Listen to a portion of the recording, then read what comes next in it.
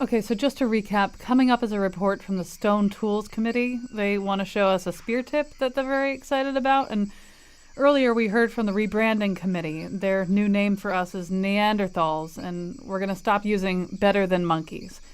Better Than Monkeys was a great name for a while, but it's kind of limiting. But right now, the new Snack Committee has a report. Okay, so what we did was... Wait, I forgot what I was going to say. We ground up some raw grains and roots and we made a paste. And then we heated up some mammoth oil and we dropped the paste in it. And, well, look how it came out. Aw, it's all nice and brown. I like it. We call it a flute. A flute is already something else. You should call it a bear claw. That's a good name. Take a bite. This is really tasty. Pass the rest of them around to everybody else. There are no others. We only made one. Why? Nobody told us to make a lot of them.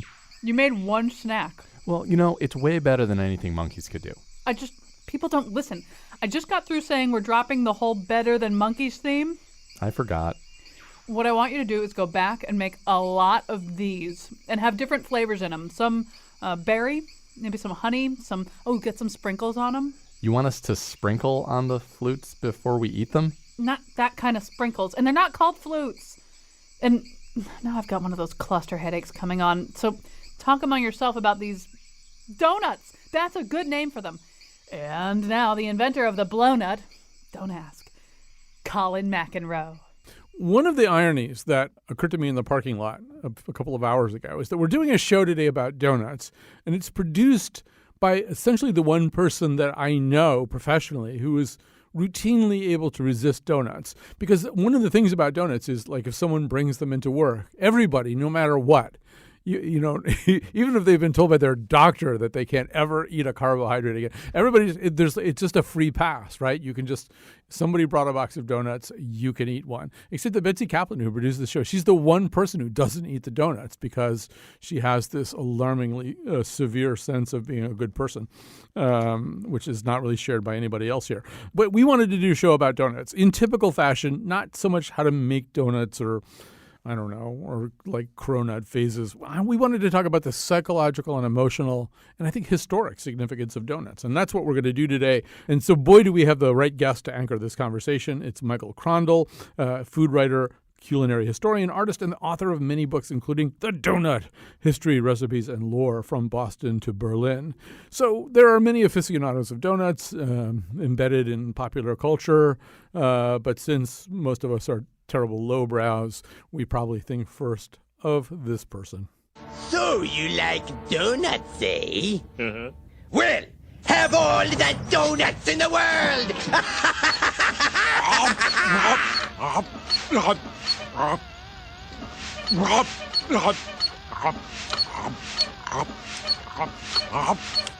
More. I don't understand it. James Coco went mad in 15 minutes. That, of course, is Laurence Olivier in Coriolanus.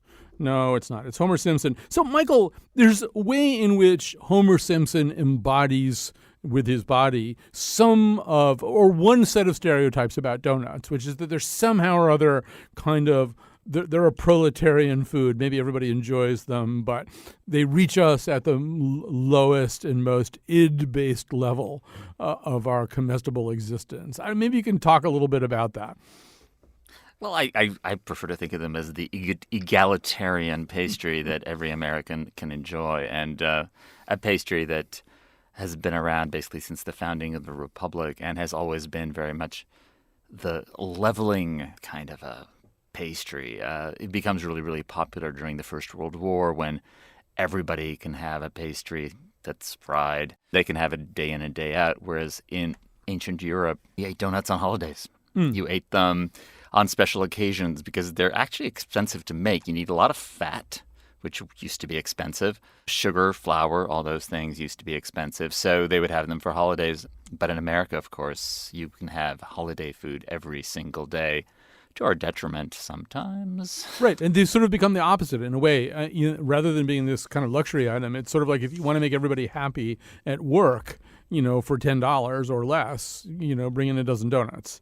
Right, but all those things that used to be, luxury items have now become everyday items, and they are leading us down the path of perdition, as Homer Simpson would, I'm sure, characterize it. And has there always been something that we could associate with the concept of a donut? I mean, I feel like every culture, for example, has some kind of dumpling or some kind of dough wrapped around some kind of filling, dumpling kind of thing. Has there always been a donut?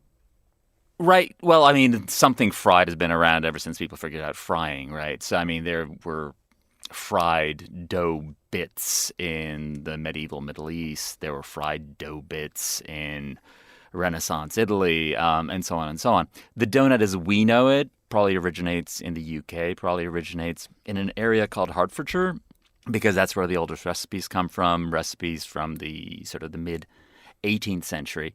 And as you may or may not know, a lot of the first Puritans came from that neck of the woods of the UK. And whereas in the UK they were really, really obscure, by the time they got here, they became quite popular. And they were nuts. I mean, when the original things were about the size of a walnut, thus fried nuts or, dough nuts. Gotcha. And so they were like more like what we now call a donut hole. In other words, that Exactly. They were just like that, yeah. Do we know at what point the hole in the donut became kind of a thing? Did someone invent it? So these original donuts were made with a yeast dough. They were basically bread dough. You put a little bit of sugar in it, a little bit of egg, and you get something that's a little bit, more tender than a regular piece of fried dough. And in America, where we're all in a hurry, they figured out that you could take cake dough made with some sort of chemical leavener, sort of predecessors to baking soda and baking powder, mix it into the cake, and then it would rise very quickly. And so they started to make these cake donuts instead of the old-fashioned risen donuts. But the problem with these is they have a lot of sugar in them. So if you cook them as long as you need to cook them all the way through, they burn.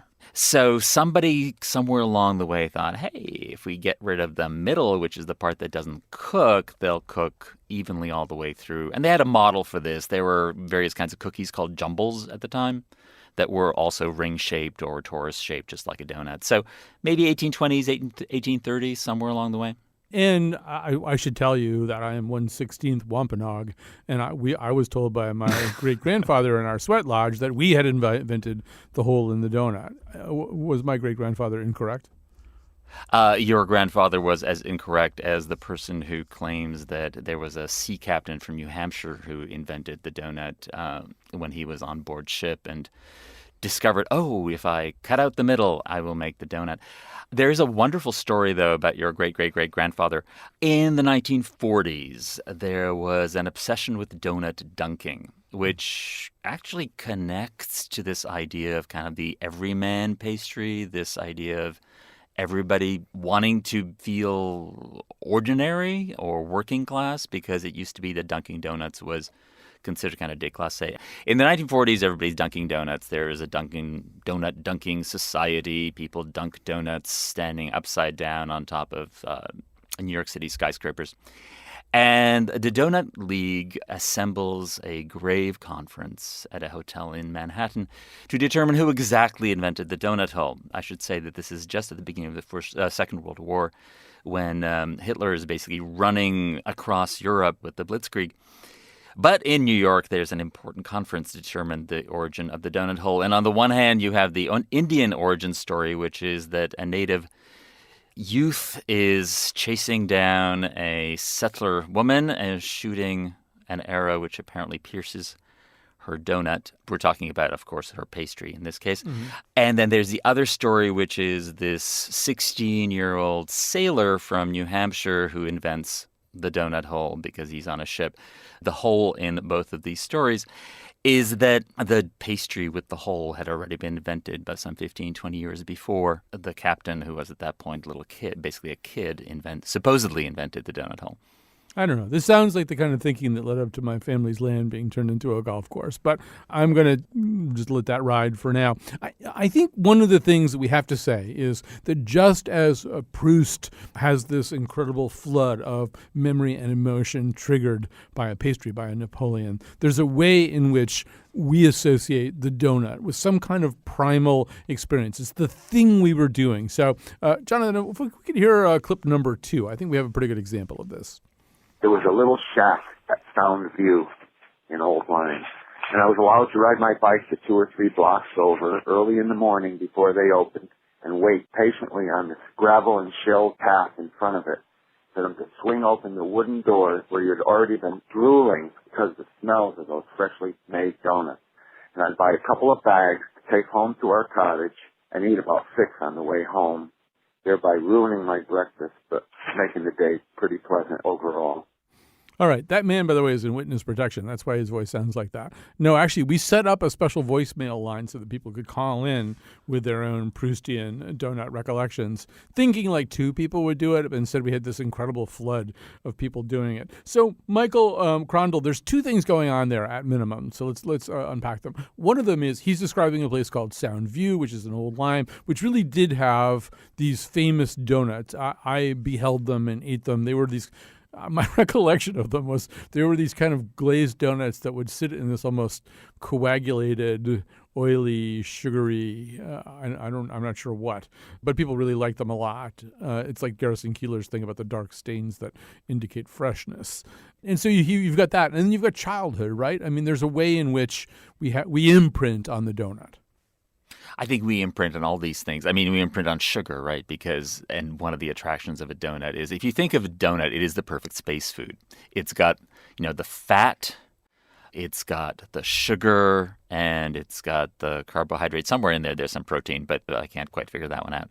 It is starvation food if you need to be stuck on your way to school, for example, in the cold winter's day. So yes, primal, definitely primal. And I think also with certain activities, with certain recreational activities, things that you're doing that a donut goes with. Let's hear that, the voicemail number 3 about the Krispy Kremes.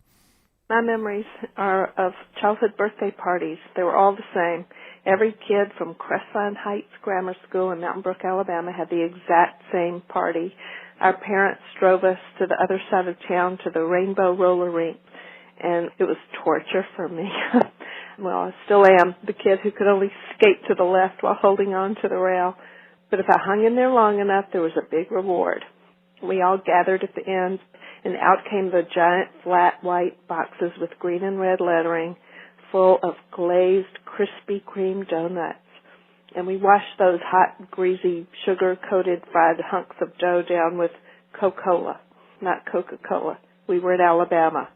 All right, so a couple of other things going on there, too, Michael, including regionalism, right? I mean, whether we're talking about Tim Hortons in Canada or Krispy Kreme in the South or the Soundview donut of Old Lyme, there's a way in which donuts and place get wound up together. And I think that's because of the freshness, because a donut has to be, it has to have that goût de terroir, which in this particular case is Greece. Because these donut chains tend to be regional, right? Some are a bit more national now, but Krispy Kreme has long been associated with the South, Tim Hortons with Canada, Dunkin' Donuts obviously with New England, there's Winchell's on the West Coast. So people grew up with these particular chains and have these memories. One of the funny things about that, though, is this sort of childhood connection to the donut. Before there were all these chains, donuts were very much associated with mom, kind of mom and apple pie. And so during the First World War, when the Salvation Army went over to Europe, they made donuts for the doughboys. No connection to donuts, apparently, that term. But anyways, they were making donuts for the doughboys, and there's all these descriptions of the doughboys would look through the hole in the donut and see their mother frying up a fresh batch of donuts on the other side. So they had that mom, apple pie, donut association, especially for New Englanders. While we're talking about World War I, it's the second time you've mentioned it, we have to talk about just donuts and the military here. We're talking about donuts in general today. And so let's hear voicemail 16, and then Michael and I will come back and talk about it. My husband and I were both in the Marines, and I was stationed at 29 Palms, which is a base that is basically in the middle of the desert. My husband came to visit me while I was stationed there, and we decided to get breakfast one morning. And since there's pretty much no place to go except one donut shop, we ended up stopping there. 12-plus years later, we can still remember what the donuts there tasted like. And it doesn't look like they're as good as they used to be by looking on their reviews online, but it kind of doesn't matter what they're like now because all I can think about is how those donuts tasted back when we were stationed there. We're talking to Michael Krondl. His book is The Donut: History, Recipes, and Lore from Boston to Berlin. So you can sort of figure out pretty easily that donuts and the military make sense together. Militaries run on morale. There's a way in which donuts are, as you just said, comfort food associated with mom, and they lift people's spirits. People are really happy when they get a donut. But they really are, once again, braided pretty tightly into military history. You've mentioned World War I 2 times, but I think it's time to talk about the most famous military incident, perhaps ever, involving donuts, and that does take place in World War I. You want to just pick up that story? Sure. Well, there's multiple stories with World War I, but I think the one you're referring to is the Great Donut Raid of 1918. Yeah. Just for Easter, the Salvation Army had filled a truck full of donuts and a few apple pies as well, but it was predominantly donuts, and it had gotten stuck in between the American lines and the German lines in the no-man's zone. And the Germans, now, I would like to think that the Germans knew it was full of donuts, but the real story may be that they actually thought there were armaments in it. So the Germans are bombing this donut truck. Thousands and thousands of pounds of armaments would go down the first day. And in those days, the daily papers would send in several dispatches a day, and so there would be multiple versions of the New York Times. And you can actually follow the donut battle, kind of morning edition to evening edition to morning edition to evening edition of the Times, because it was reported every single time. The first night, the Americans sent out a guy on a motorcycle. So he whipped by 50 miles an hour past the truck just to make sure that, he wouldn't be shot, just to determine that it was still there. And apparently it was. And so now they had 100 volunteers in the middle of the night, 100 American soldiers, go out to try to rescue the donut truck. No go. They just couldn't do it. The next day, the Germans bombed it. And the following day, they bombed it. And eventually, the Germans sent up a bunch of trial balloons to figure out exactly, so they could triangulate exactly where the truck was, and eventually blew this thing to smithereens. And apparently the story just went across all of the American lines, and everybody was devastated, even as they were being showered by donut crumbs. So war is hell, basically. Even the donuts don't come out intact. All right, so we're going to take a little break here, and we're going to go out with a little story also from our voicemail project. We'll be back with more of Michael and another guest also after the proverbial this. There was a kid in my class named Chip who was super goofy, but he always had a smile on his face, and he was always friendly, and he was always failing Spanish. When midterm time came around, he really needed some help. He offered to take me down to the local donut shop for a donut and coffee after dinner one night to help him study. When we arrived at the donut shop, I saw the look on the woman's face turn from smiling and friendly to not so smiling and friendly. We each ordered coffee and a donut. She told him the total, and I watched in horror as he pulled a bag of pennies from his pocket and count them out one by one. Clearly, this was not the first time he had been to that donut shop. Donuts, donuts, donuts, donuts, donuts, donuts. Oh, now don't you start telling me I shouldn't dunk. Of course you shouldn't. You don't know how to do it. Dunking's an art. Don't let it soak so long. A dip and flop in your mouth. You gotta hang there too long and get soft and fall off. It's all a matter of timing. Oh, I'll write a book about it. Thanks, Professor. Just goes to show you. 20 millions and you don't know how to dunk. I'd change places with a plumber's daughter any day. All right. That, of course, is Clark Gable and Claudette Colbert in a very famous scene from a very famous movie. It happened one night. We're talking about donuts today with Michael Krondl, a food writer, a culinary historian, artist, and the author of many books, including The Donut, History, Recipes, and Lore from Boston to Berlin. Also joining us now is Miranda Popke, freelance writer whose work appears in numerous publications, including the Hairpin New York Magazine and The New Yorker. She's going to be talking about an essay for Extra Crispy about Dunkin' Donuts. But before we get there, Michael, I think one thing that happens, we talked about World War I, there's another World War, World War II. More donuts get eaten. People get even more hooked on donuts. And then, correct me if I'm wrong, I feel like coming out of that war, there's the beginning of the notion of the donut shop as something that an entrepreneurial young man maybe coming out with some GI Bill, small business loans or whatever. It might be a way to get in. Opening a really fancy restaurant might be too hard. And, opening up a gas station, there's maybe a little bit more of a buy-in in terms of the kinds of hardware that you need there. Opening a donut shop maybe is a way that you can begin an economic life. So does that start to happen? It actually starts to happen after the First World War, believe it or not, because it's then when donuts really become popular. What happens more after the Second World War is you get the chains starting up. So you get Krispy Kreme expanding. Krispy Kreme predates the Second World War, but it sort of expands afterwards. You get Dunkin' Donuts in 1950, and then that expands. So you get this idea of the franchising. But yeah, I mean, there were loans as well as, the GI Bill wasn't just for people to go to school. There were also all sorts of small business loans associated with it as well. And yeah, donut shops were a very, very easy way to get in. And I feel like one of the things that has steadily stayed the case is that, for example, I think there's a couple of Dunkin' Donut franchises around here that are run by people I think who might be Nepalese. I have to rely on my son South for Asian. this. Yeah. South Asians and East Asians, right? There's a way in which a new class of immigrants could maybe come over and take over this thing that seems like it's fundamentally, almost literally white bread American. It's, again, regional. I mean, in California, it's mostly Southeast Asians who've been involved in donut making. In the Chicago Midwest area, it's almost all exclusively South Asians. In New England, it's kind of more mixed. But it's a way that someone with no money who can depend on the family to work for no money can get their toe into the door of the American dream. All right, so Miranda Popke, I think you were puzzled by something that I'm a little bit puzzled by at times, too. I don't particularly like Dunkin' Donuts very much. I don't like their coffee. I have other coffee preferences. I'm not that interested in their donuts. If I want a donut, I'm going to get one from some kind of idiosyncratic, locally owned, one shop, one owner kind of place.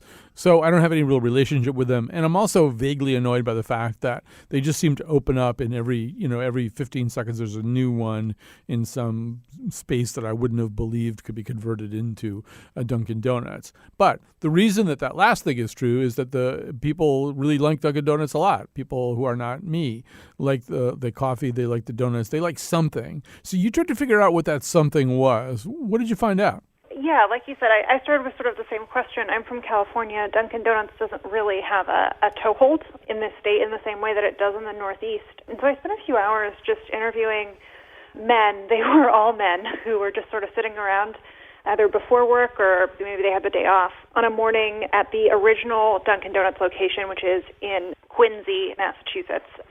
And what I discovered is that these men were willing to acknowledge that they spent a lot of time at Dunkin' Donuts, but they couldn't really explain it either, and that they had spent ultimately so much time at various Dunkin' Donut locations that it become sort of, unbeknownst even to them, pretty central in their lives. I think part of it is just the ubiquity of the locations. You can't really go even a couple miles in the greater Boston area without running across a Dunkin' Donuts. The place had become really sort of integrated into their lives in a way that really surprised me. I interviewed a guy who grew up sort of right around the time when there were a few nuclear disasters, 3 Mile Island, Chernobyl, and his mother said, in the event of a nuclear disaster, let's all meet at the Dunkin' Donuts. And obviously Dunkin' Donuts is not a place that offers any kind of defense against nuclear fallout, but it was a place that they felt comfortable in. It was a place they felt really safe in. And actually, after the Boston Marathon bombing, that was where he and his mother met up just to, confirm that both of them were safe, which I found really charming and sort of inexplicable. And this guy found the story charming also, but also sort of inexplicable. It's just something that's wound its way into the lives of people in the Northeast in a way that I think that they themselves find sort of puzzling. Miranda, there's some kind of law of management, which the name of which I don't know, but it sort of basically makes the argument that the easier it is to do something and the lower the bar, the lower the threshold is to do something, the more that it gets done. And so like an example would be when Xerox machines or photocopy machines came to be, people just made photocopies of everything because prior to that it had been so hard to do it, but it was suddenly very, very easy to do. And I feel like there's something about that with donuts too. Like the donut isn't as expensive as a sandwich. It doesn't take as long to consume. It's a sort of low-risk proposition. You could go into a donut shop and try to strike up a conversation with maybe some of the regulars that you know there. But, if you want to get out, you haven't spent very much money, and you can eat the donut pretty fast. I think you're absolutely right, and I think that this also speaks to sort of what I understand as a class separation, at least in the greater Boston area, between people who go to Starbucks and people who go to Dunkin' Donuts. Dunkin' Donuts, the price is a little bit lower. The coffee is a little bit less strong, and the sizes are small, medium, large. I didn't actually know that people were still really annoyed about tall, grande, and venti, but I heard a lot about that at the Dunkin' Donuts location where I spent some time. So, yeah, I think that the low sort of investment is really a factor as well, yeah. Michael, some of that it might be we covet the familiar. And so one of the reasons, people maybe don't like going into a coffee shop where there's a size called venti is that's not familiar to them. That doesn't make any sense. And one of the things that we're hearing again and again on this show is that people are also very attached to their regional donut chains. So the woman from Alabama on the voicemail, it's Krispy Kremes. And up here, it's Dunkin' Donuts. And if you go to Japan, I think there's still Mr. Donuts or whatever. But it's one of the things that maybe donuts do, or Tim Hortons would be another really good example. It's just very familiar. They're not going to throw too many curveballs at you. I think that's right. But, and of course, I'm one of the people who thinks that calling a coffee a venti is absolutely absurd and pretentious. There's been a lot written about exactly this phenomenon, specifically with Tim Hortons, because Tim Hortons is such a kind of a national icon in Canada.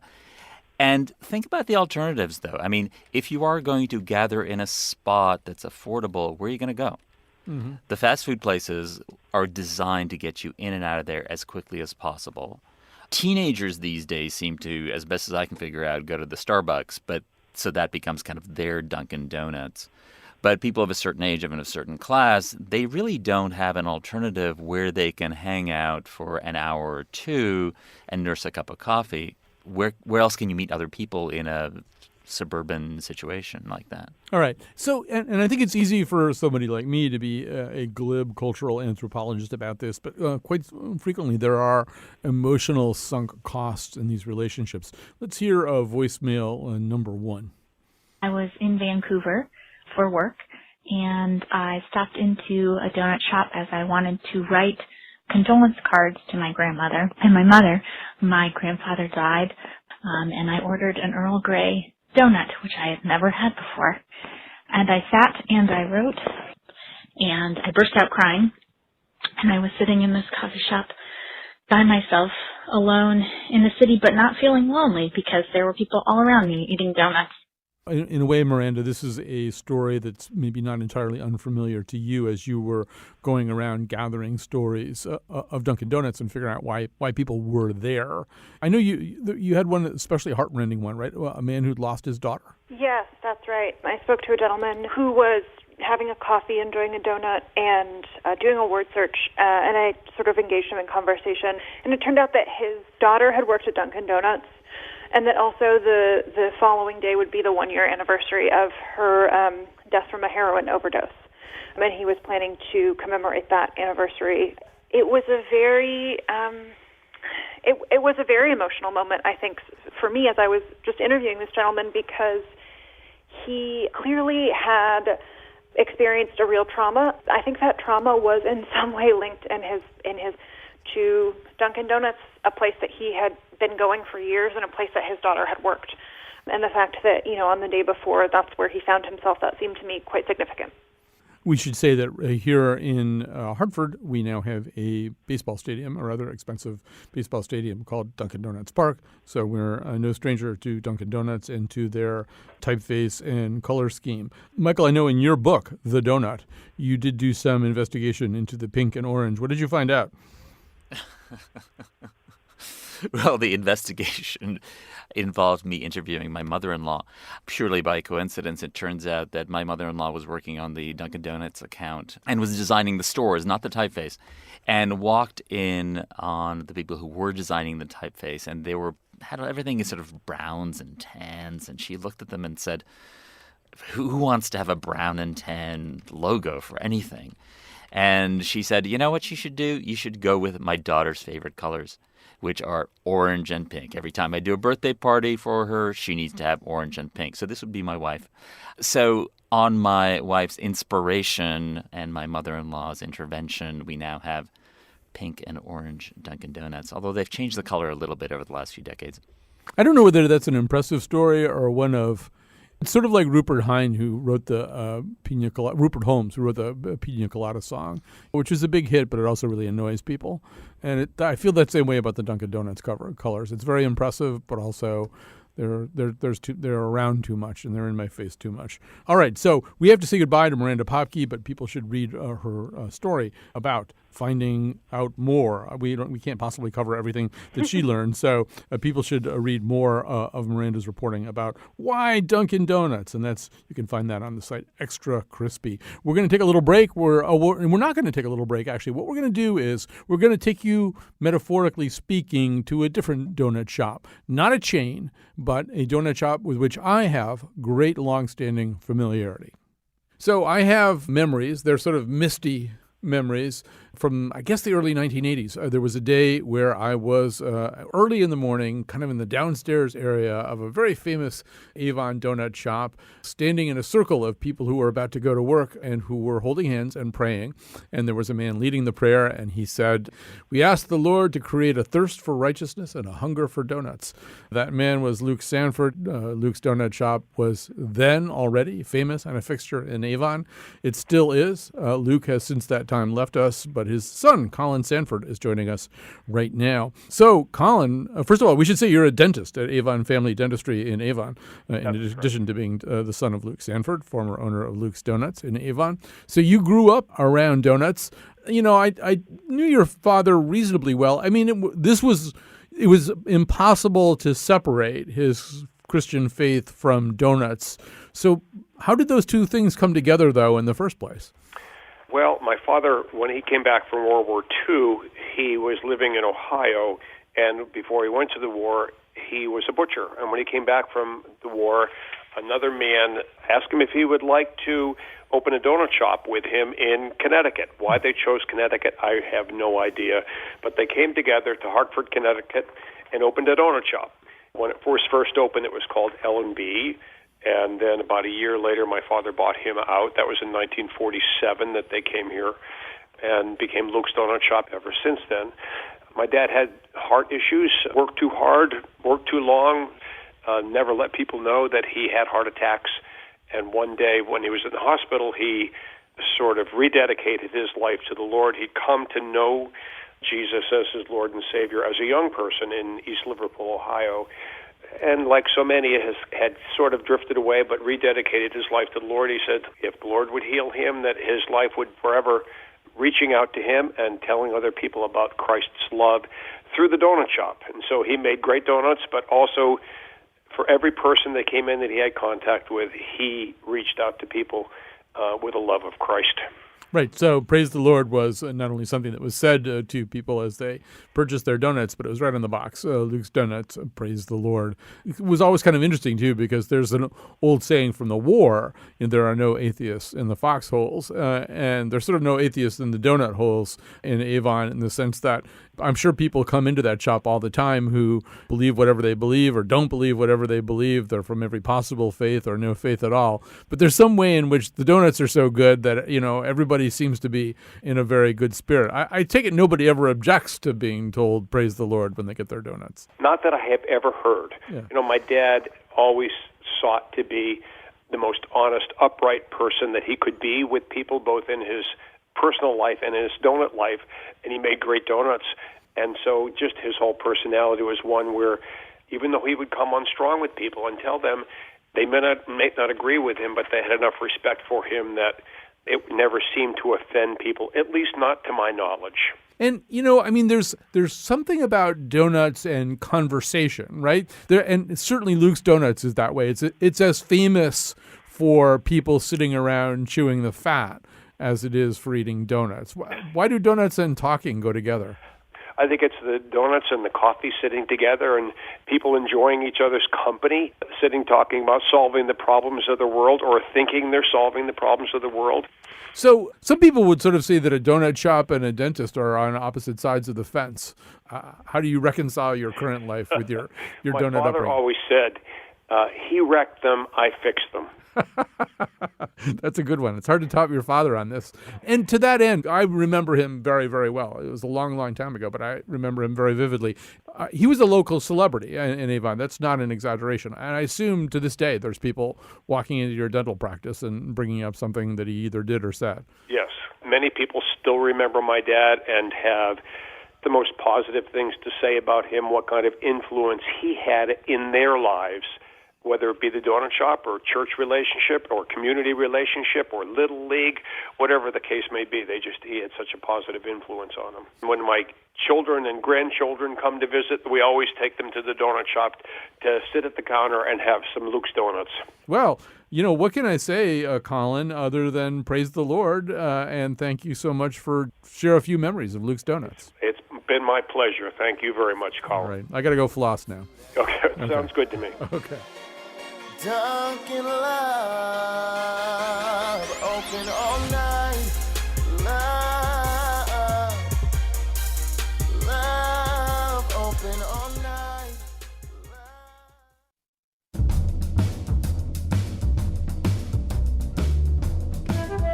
I have to ask, crueler than what?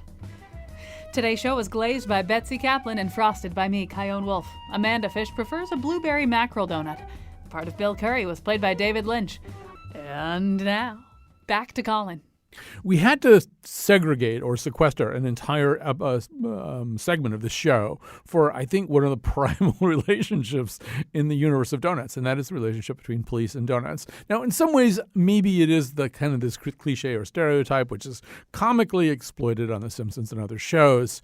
But behind most stereotypes, there's some kind of reality. And so, first of all, I should say that Michael Crondall, in your book, The Donut, History, Recipes, and Lore from Boston to Berlin, there is a segment called Cops and Donuts. And you really do sort of look at this. It seems as though it was pretty easy to find cops, even famous cops like Frank Rizzo, who eventually became mayor and police chief of Philadelphia, who were happy to dilate upon the joys of law enforcement and donuts. Why do they go together? When I first started looking into this, I thought this was just an urban legend, except that the problem with that was that I was writing an article and I was interviewing some people and standing in a donut shop in Brooklyn.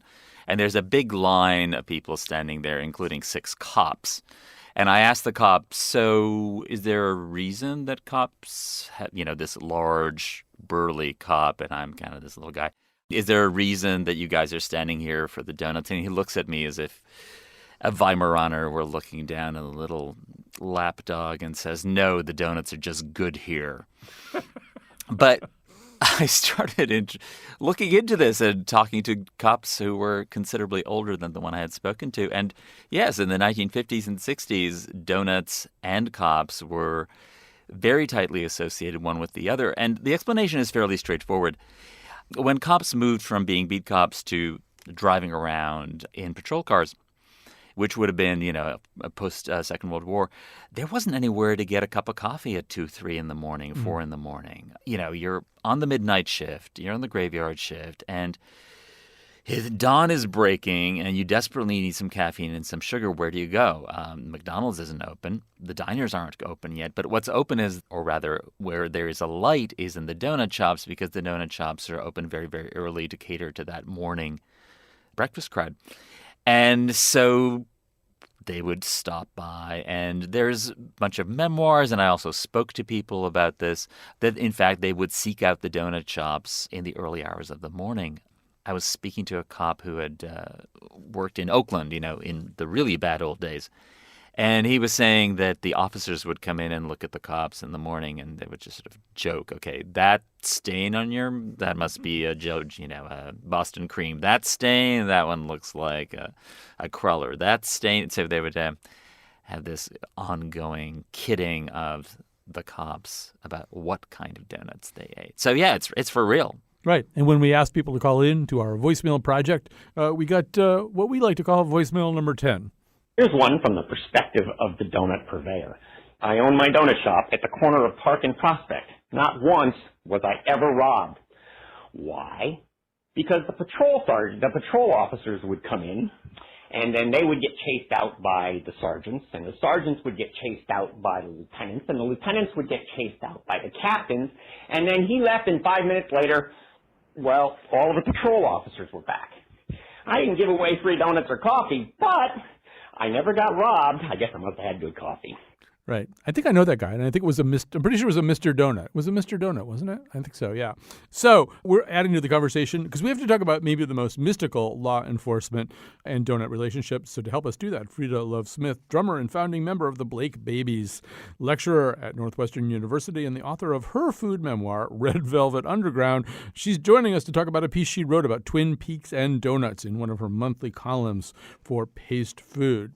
So Frida, obviously Agent Cooper and donuts, there's a way in which all of those stereotypes about rough-hewn, burly cops and their donuts are kind of smoothed out into this much more mystical surface. What's going on with donuts and Twin Peaks? Well, it's really notable on Twin Peaks that you don't see a single donut actually outside of the Twin Peaks police department. So it's a really important part of establishing the identity of that place and of those people. And donuts are depicted really reverentially and, yes, kind of mythically in the context of the police station. The donuts are simply a very, very good thing in the world of Twin Peaks. And interestingly, the police are also depicted totally benevolently. The police are a pure force for good. They're totally good guys within this worldview, which is kind of a mythical worldview, like all of David Lynch's work, of good versus evil.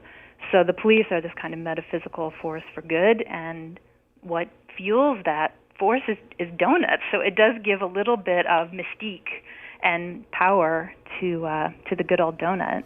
I was thinking about this a little bit too, and I read a couple of times in profiles of David Lynch. We should say that the only trailer for the new season of Twin Peaks was David Lynch eating a donut to the theme music. Yes. So, I mean, he certainly is not ready to break that tie between this work and No, that was donuts. a very deliberate choice, Yeah. I think, on his And part. I read about him that he, in order to get inspiration, would frequent like a diner or a lunch counter or something like that, and then would, I think, drink coffee with like insane amounts of sugar in it, really insane amounts of sugar, and like repeat this process a few times, and then maybe have a milkshake or something. And he said, really, after a while, you really get some great ideas popping in your head.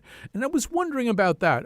You've studied this more closely. I don't have the close read on this that you do, but I wondered if, since so much of Dale Cooper's work, Agent Cooper's work, involves kind of sussing out connections that aren't necessarily linear, and understanding problems, crimes, and relationships that exist sometimes at the level of real life, and then other times at this almost sort of quantum level of strangeness. Right, dream work and right. intuition. Is the donut connected to that somehow? Like that's a way in?